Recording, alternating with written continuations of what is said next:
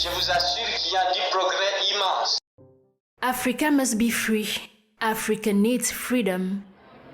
Les célèbres mots d'un visionnaire, mais plus que ça, un intellectuel doublé d'un leader. Peut-être même plus que ça, un panafricaniste. L'Union africaine était presque une passion pour lui, un président ghanéen, un homme dont la stature n'a d'égal que son intellect et sa vision. I hope that our meeting today will strengthen our relations and contribute towards the establishment of lasting peace and stability in Africa and in the world.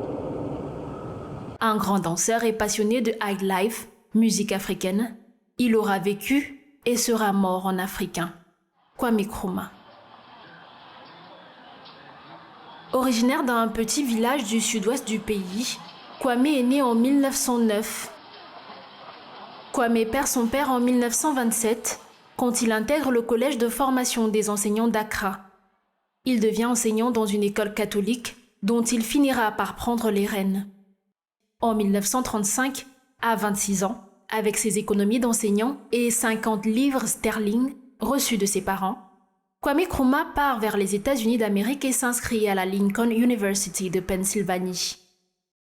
Il était connu sous le nom de Francis Nwai Kofi ou Nei Kofi Nkrumah jusqu'en 1945, avant de changer son nom en Kwame Nkrumah, le tout premier président du Ghana, un Ghana indépendant, libéré du joug britannique. Celui dont le désir profond était d'unir l'Afrique. Il étudie plusieurs thèses, dont celle de Karl Marx, Lénine, Marcus Garvey, et apprend la politique américaine dans ses différents aspects, dont l'objectif de l'appliquer à la Gold Coast, aujourd'hui Ghana. Il s'en inspire comme mode de gouvernement pour son pays natal. Il faut en finir avec la colonisation et réunir l'Afrique pour être prospère.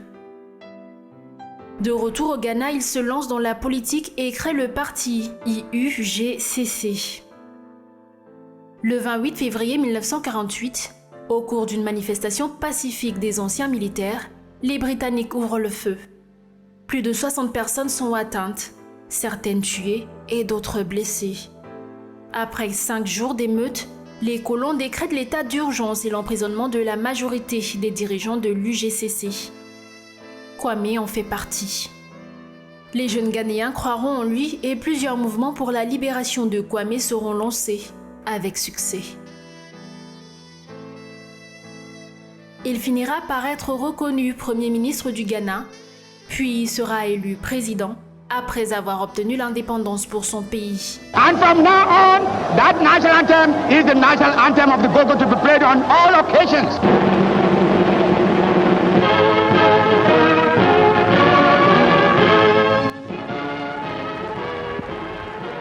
Le Ghana deviendra alors le premier pays d'Afrique à obtenir son indépendance.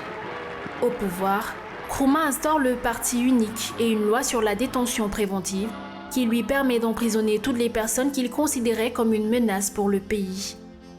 Il sera considéré par les médias étrangers comme un dictateur. We dedicate ourselves not only in the struggle to emancipate all the territories in Africa. Our independence is meaningless unless it is linked up with total reflection of the African continent. En 1966, profitant d'un voyage de Nkrumah en Chine, l'armée s'empare du pouvoir et constitue le Conseil de libération nationale. Le CPP est dissous. Le général-major Joseph Arthur Ankra tient désormais les rênes du pays. La statue de bronze de Nkrumah est déboulonnée. Symboliquement, un cortège funèbre porte le cercueil du chef de l'État renversé jusqu'au cimetière d'Aoudon. En 9 ans de pouvoir, Nkrumah échappe à 7 tentatives d'assassinat. Ses détracteurs se contenteront de cette mort symbolique. Kwame Nkrumah trouve refuge à Conakry, chez Sékou Touré. Il mourra des suites d'un concert dans un hôpital de Bucarest, en Roumanie, en 1972. En exil, loin de tous, de sa vision de voir un jour l'Afrique s'unir, il restera celui qui aura arraché cette indépendance ghanéenne avec ferveur à un père fondateur du panafricanisme. This decade is the decade of African independence. Forward then to independence. To independence now. Tomorrow, the United States of Africa.